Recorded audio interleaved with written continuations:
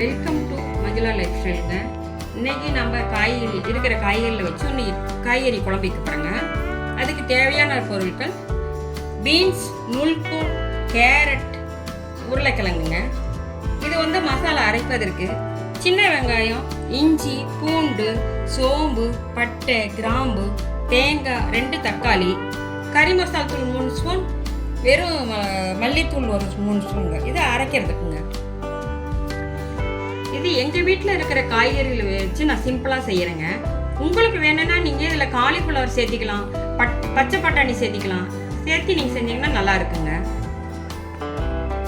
நம்ம இது மசாலா அரைக்கிறதுக்கு மசாலா நம்ம வதக்கிக்கலாங்க. தேவையான எண்ணெய் ஊற்றிக்கலாங்க. ஒரு 3 ஸ்பூன் ஊற்றிருக்கேங்க. வெங்காயம் வச்சுங்க, வெங்காயம் போட்டுக்கலாம்.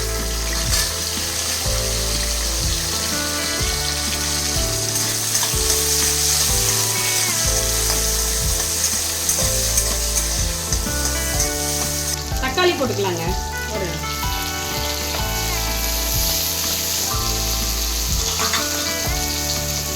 வணங்கிருக்குங்க. இதெல்லாம் போட்டுடலாம். எல்லாத்தையும் போட்டுக்கலாம். தேங்காய் எல்லாம் போட்டுக்கலாம். வெறும் மல்லித்தூள் 3 ஸ்பூனுங்க. கறி மசால் தூள் இது வீட்டில் அரைச்சிருங்க. கறி மசால் தூள் வேணும்னா சொல்லுங்க, போடுறேன். இந்த ரெசிபியை போடுறேன். இது ஒரு 3 ஸ்பூனுங்க.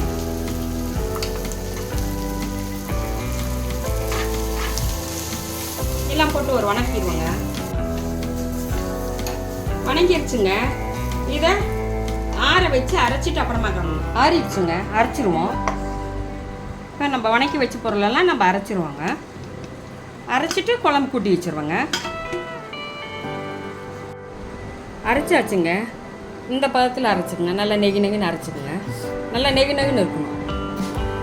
தேவையான அளவு எண்ணெய் ஊற்றிக்கலாம்.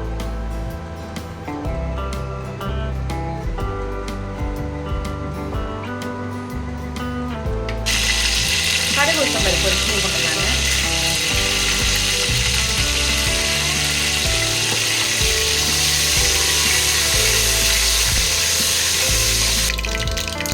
கருவேப்பிலை போட்டுக்கலாங்க. வெங்காயம், பெரிய வெங்காயம் வணக்கிங்க. வெங்காயம் வணங்கிடுச்சுங்க. நல்லா வணங்கிடுச்சு. தக்காளி சேர்த்துக்கலாம். மீடியமான ஒரு தக்காளிங்க.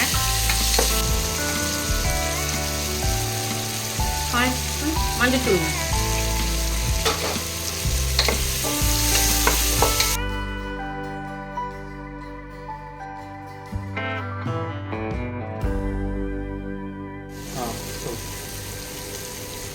பீன்ஸ் போடுறேங்க.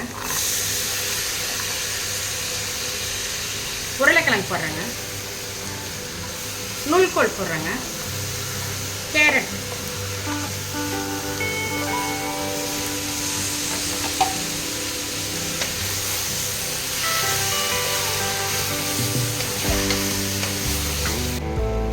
இது சுடுதண்ணியில் போட்டு சோயா போட்டிருக்கேங்க. சுடுதண்ணியில் போட்டிருக்கேங்க. அலசி போட்டுடலாங்க. போட்டோம்னா கொஞ்சம் நல்லா இருக்கும்.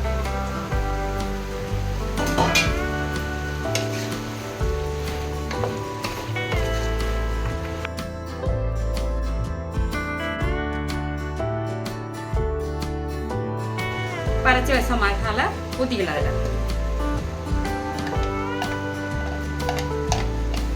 தேவையான அளவு தண்ணி ஊற்றிக்கலாம். இன்னும் கொஞ்சம் தண்ணி ஊற்றிக்கலாங்க. கெட்டியாக இருக்குங்க. இன்னும் கொஞ்சம் தண்ணி ஊற்றிக்கலாங்க. 3 விசில் விட்டுட்டுங்க. இப்போ நம்ம திறந்து பார்ப்போங்க. ரெடி ஆயிடுச்சு.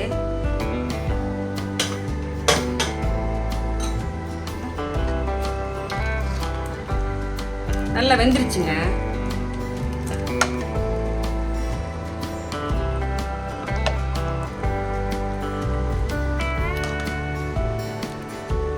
சுவையான காய்கறி குழம்பு ரெடி ஆயிடுச்சுங்க. இது வந்து தோசை, இட்லி, சப்பாத்தி, பூரி எல்லாத்துக்குமே நல்லா இருக்குங்க. இதை நீங்கள் செஞ்சு பார்த்துட்டு கமெண்டில் எப்படிக்கும் சொல்லுங்கள்.